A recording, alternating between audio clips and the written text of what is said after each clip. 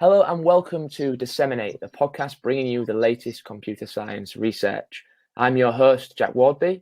I'm delighted to say I'm joined today by Hani Al-Sayeh, who will be talking about his ACM Sigmod paper, Juggler, Autonomous Cost Optimization and Performance Prediction of Big Data Applications. Hani is a PhD student in the Databases and Information Systems group at the Technical University of Ilmenau. He's interested in optimization and performance of big data applications. Hani, thanks for joining us on the show. Yeah, thanks a lot for the invitation. You're welcome. So let's dive straight in. Can you first off introduce your work and describe the current workflow for developing big data applications in the cloud? So nowadays, many application developers use platforms to write their own code, something like Apache Spark or even previously Hadoop, MapReduce, Paradigm, and Fling, and many others. That allows application developers to write their data flows in a transparent way that could be executed later on in parallel in cloud. So application developers do not need to care a lot about how this code would be executed in virtual machines, in parallel, and all other this stuff. The only one task for application developers, which is hard task nowadays, is to provide new algorithms and novel algorithms. Like nowadays, you have plenty of data. Many of applications are on demand. Many are now in the queue. Like nobody yet has time to start working on it. And what I try to do is these application developers, while they suffer from many challenges, to just reduce some of these challenges during their development of their applications. They maybe more should more concern on the accuracy of their models, the correctness of their solutions, free of bug solutions, something like this. Okay, fantastic. So what is the challenge or the maybe even hidden challenge facing application developers in this workflow? What harms performance?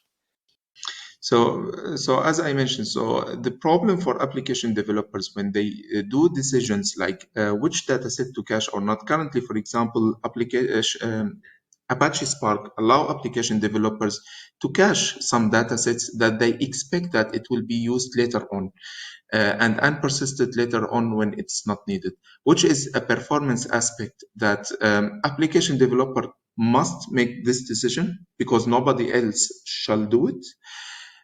And actually, the application developer shall make this decision while he or she lacks a lot of important information. Try to imagine those who are developing Spark MLlib. They are preparing a library that would be used later on. We realized in many cases they avoid caching many important datasets, which might be because they expect it should be cached. So these datasets are not filtered, and so maybe after many transformations, it's expected to not be small datasets. They make these decisions. The problem when they make these decisions, they don't give the opportunity afterwards to those who are using this application, even though if they can provide models to predict the size of these datasets also, the chance has been already lost because the program is now in a jar. It's a binary, no possibility to update it. And here comes the problem. When an application developer suffers, instead of preparing clean code, solving real-world problems, the application developer shall make performance-based decisions that he or she cannot even make.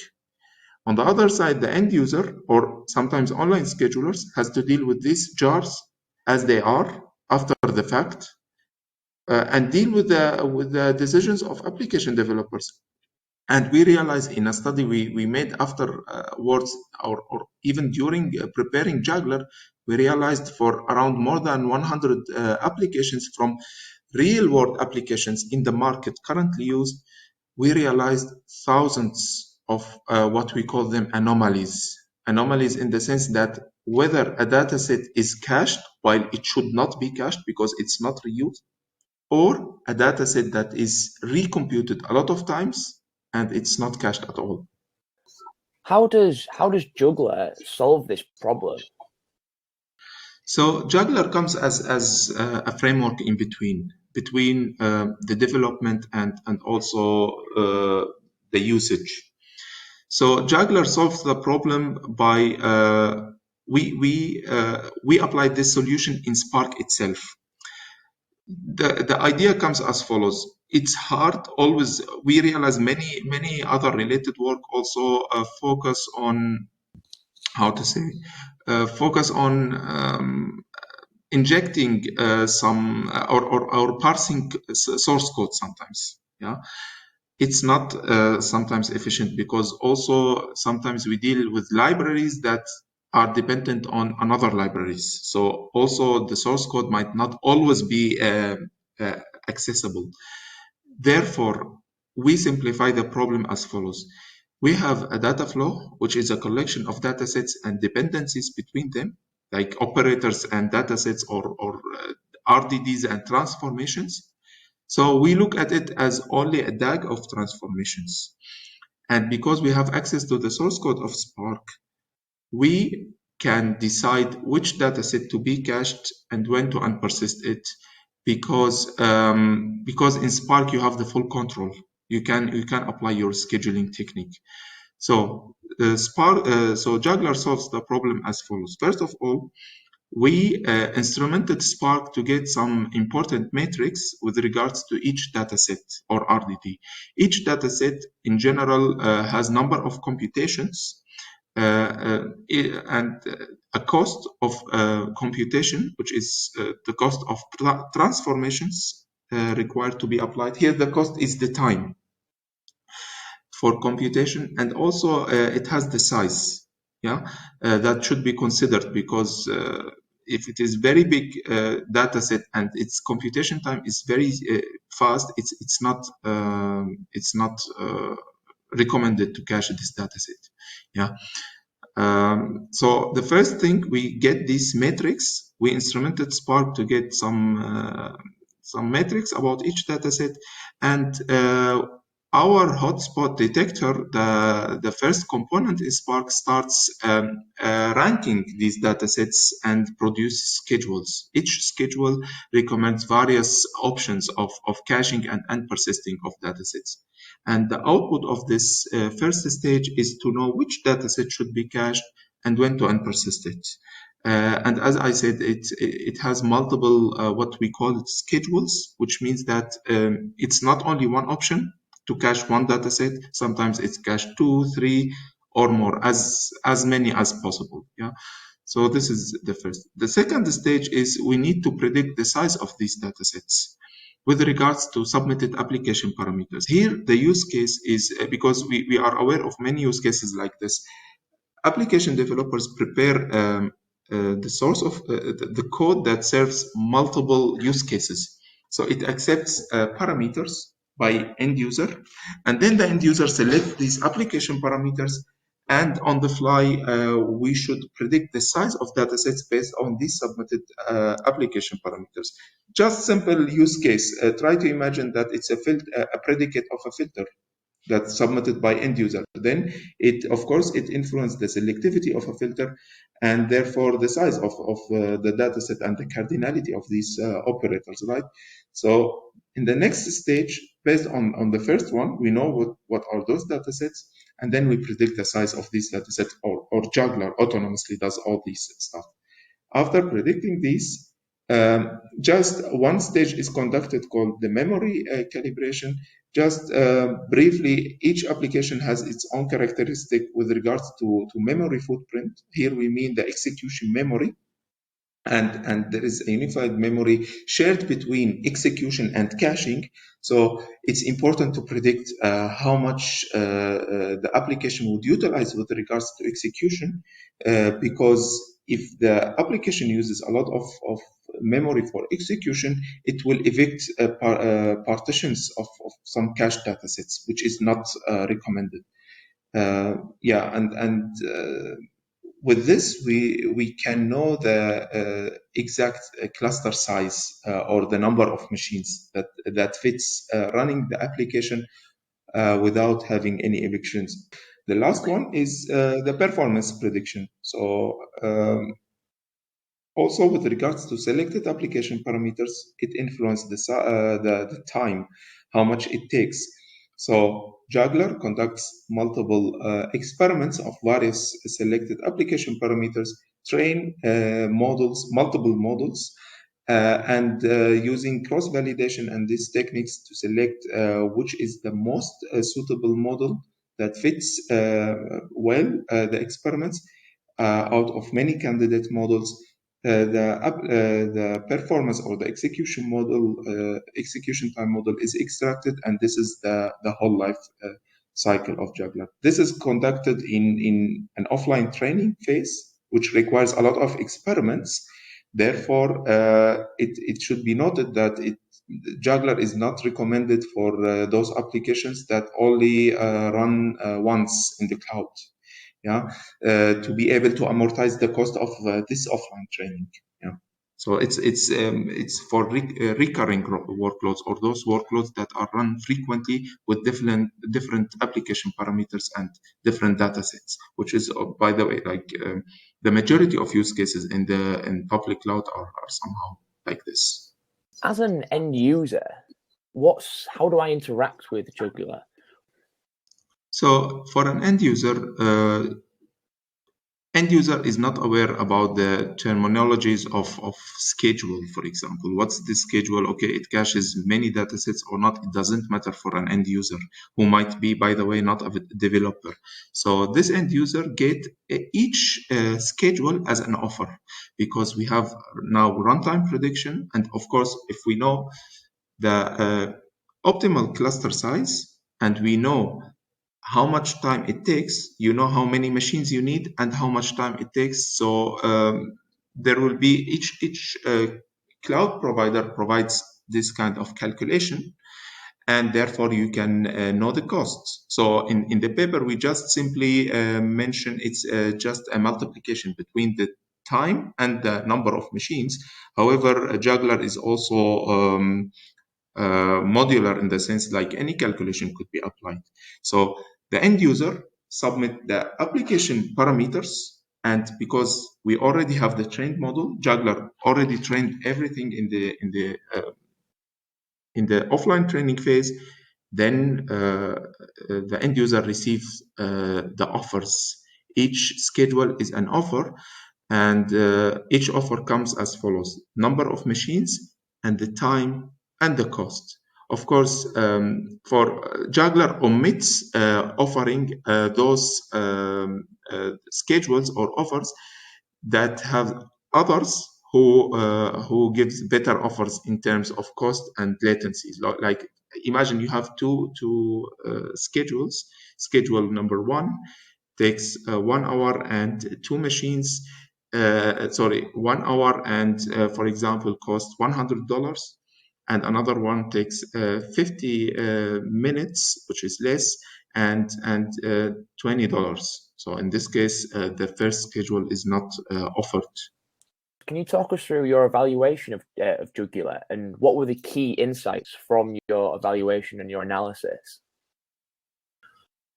So during evaluating Juggler, many things we realized. First of all, we realized that predicting the size of datasets is easier than predicting the execution time. I'm not saying it's easy. So cardinality estimation is challenging by itself, but compared to the time, it's easier. Let me give you an example. Sometimes you can conduct the same experiment 2 times.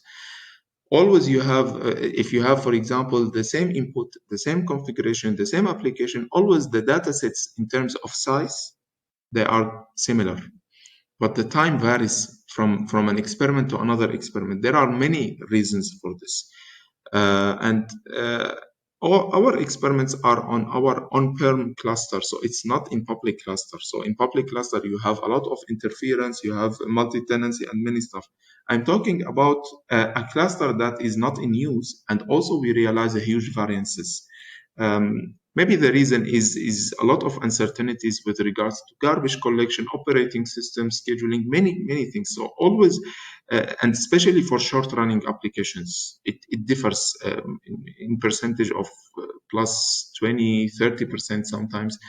That makes it quite challenging. So this is one of the insights we realized during our experiments.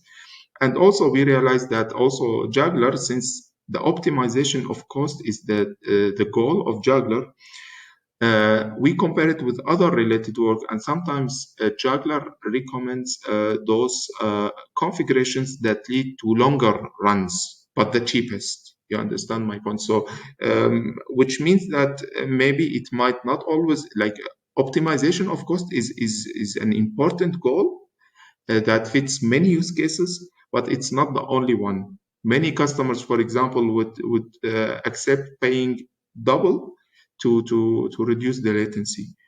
On that, you mentioned there's other approaches and tools similar to Juggler. What are those, and how do they compare? So actually, there is no tool that an end-to-end tool that address the problem from A to Z in the same context. I mean, so Juggler is the first one to do it. However, each component of Juggler has a lot of similar components that address similar problems. But for different use cases. So, for example, this hotspot detector that selects datasets or rank datasets based on this matrix has other related work like cache eviction policies. It's different use case, but also cache eviction policies rank datasets to decide which to evict. So we compare with them. However, this comparison just we inform some assumptions to make it as fair as possible. What I would like to say here, just to be fair, it doesn't mean that the components of Juggler should replace the other components because the use case is different. And for example, in the case of Juggler, the hotspot detector was able to provide better schedules or better decisions because the metrics are rich. We have three metrics: the number of computations, the size, and the time for computation. While the related work, always you find a related work that has, for example, two metrics. Some of them have only the number of computation, which makes also for them it depends on the use case. I mean, yeah, something like this. Sure. So, what are the limitations of Juggler? You mentioned that for certain workloads, ones that you only run once, it isn't worth doing the offline training phase. Are there any other limitations of Juggler? Yeah, so the training phase, yes, as you mentioned, like it's limited to recurring workloads. In our experiments, by the way, we realized in an example like PCA, one run was enough to start gaining benefits because the improvement was huge. But this is not let's say it's not expected to be the generic case. In general, and the applications we have already studied, like PCA, SVM, linear regression, like their usage is immense, like huge amount of runs per day. Therefore, maybe this could be one of the limitations of Juggler, like it's not suitable for non-recurring workloads. And also Juggler is not suitable like other frameworks to answer questions about the performance prediction with regards to various selected configurations. What I try to say is Juggler, for example, for this application says 4 machines is the optimal, and the time is expected to be 30 minutes. Then the user cannot get any information what would be the runtime if I run it in 10 machines, for example. Which might be important for the end user. However, the good thing that there are many other frameworks does this. Like, for example, one of very important frameworks like Ernest predict these trade or what if analysis with regards to the cluster size. So if we have 2 machines, 3 machines, 4 machines, and so the limitation of Juggler that they doesn't consider the cache limitation, which makes their prediction not accurate if we have cache evictions. So maybe what I can say, combining both solutions or running Ernest on top of Juggler might make a lot of sense. Also, there is another work like cherry pick, for example, can predict the time in different cluster types. And this is also one of the limitations of Juggler. Juggler, for example, to predict the runtime, the experiments for runtime prediction should be conducted from scratch if you have a new cluster or a new cloud installation. While, for example, other studies like cherry pick tries to avoid conducting these experiments from scratch, using features of each cluster regarding how many cores per machine or per instance, and so, and avoid reconducting the whole offline training for a phase again for performance prediction. What I'm trying to say, like, there are limitations of Juggler, yes, with these regards, but also the good news that there are some other related work that continues this, like Juggler can be executed with harmony with other related work on this. So who do you think will find Juggler the most useful? Who's it for? Well, I think application developers would be very satisfied if they get news like, don't care anymore about caching or unpersisting. There is a framework that would do this for you. This would be great for these who suffer a lot. I don't expect currently, so it's a step towards such a goal, but we are still far away. Like, just to be frank, it's not expected that today we can get this kind of reliable solution. Just to say, always developers do good work in general. However, they suffer because you have a lot of complex code that has, if you look at the DAG or the tree of execution, you find a gigantic tree that has plenty of data sets and transformations between them in form of forks, joins, and it's expected that these application developers make a lot of mistakes. As I mentioned to you, that we already made a study, and there are plenty of mistakes they are doing.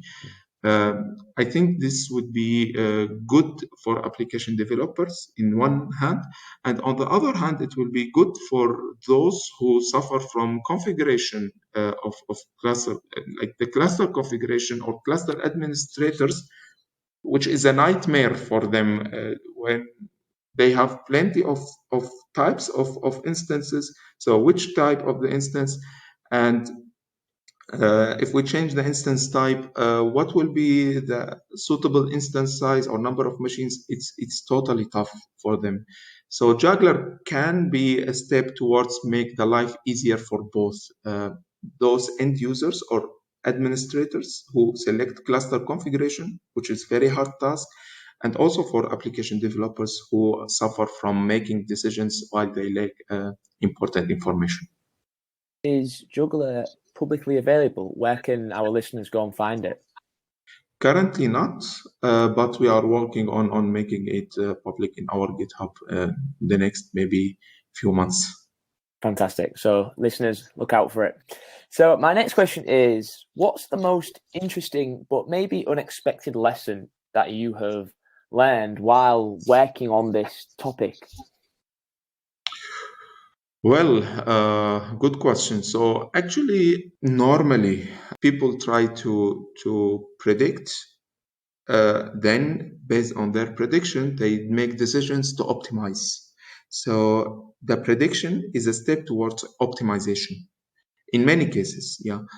After many tries we did here in our offices in Ilmi now, we realized after years that this is not always the good way to solve the problem, because we are trying to solve the easier problem using the harder one.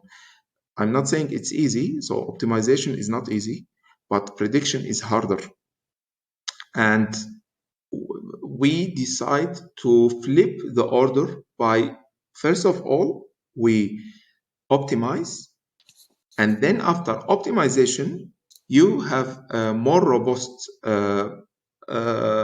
performance that could be predicted.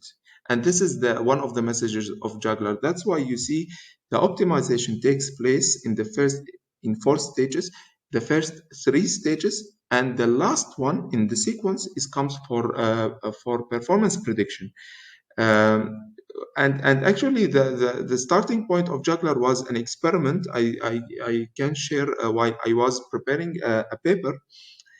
I realized SVM, I was running it. It took, when I was changing the configuration, it took 2 hours in one machine and 4 minutes in 2 machines. And it was shocking for me because, like all the expected stuff, like if it takes, for example, 10 minutes in one machine, it's expected to be 6 minutes in 2 machines, not 5, because it's non-linear regarding serial parts and so. So the curve is expected to be different. And this spike model show us, let's say, it was very hard moment for us, because my task was for prediction. How can I predict the performance? It is 2 hours in one machine and 4 minutes in 2 machines. And therefore, we changed the order. It's better, first of all, to know what are the poor configuration. Like one machine in this use case is poor, should not be selected. And then from 2 to 3 and 4, this is where we can make prediction models that gives the trade-off between cost and latency. While in poor configuration, you lose both cost and also the latency. So it was unexpected in the road. And now during Juggler, one of the messages is we apply optimization that doesn't need prediction. Something like a rule-based optimization in database, for example. You push filter down, you don't need to predict the performance. Like, we can apply a lot of optimization techniques without the need of prediction. And this is what we try to do also here. What's next for Juggler? What do you have planned for future research?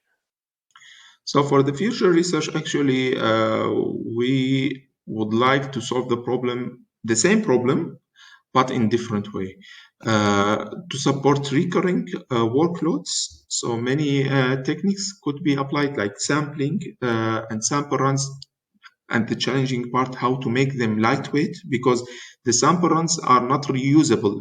Here, the use case could be that the application run once. Also, we want to think about how can we improve the caching mechanisms, maybe on the fly during the application run, maybe not to rely on offline training.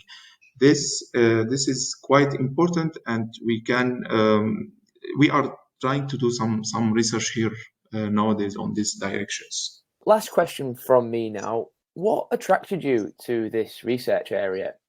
And on top of that, what do you think is the biggest challenge in this area now? Well, what attracted me actually is the numbers we realized in our experiments, when we saw how much it is severe when end users select wrong cluster configuration, and also when application developers select wrong datasets for being cached. These numbers really shocked us, and they are already presented in the paper, and in following papers we already have different numbers that are more shocking, and this draws our attention that there should be something to do here, like to solve this problem. What about the second part of the question, please?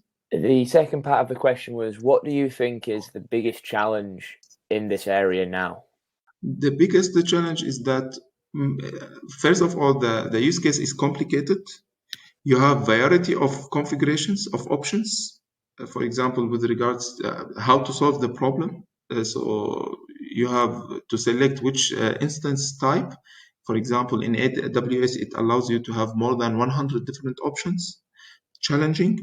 And also one of the biggest challenges is that you have different actors nowadays. You have an application developer, you have an end user, and also it differs. Like sometimes the dataset, the characteristic of the dataset, not only the size, the dataset itself play a role.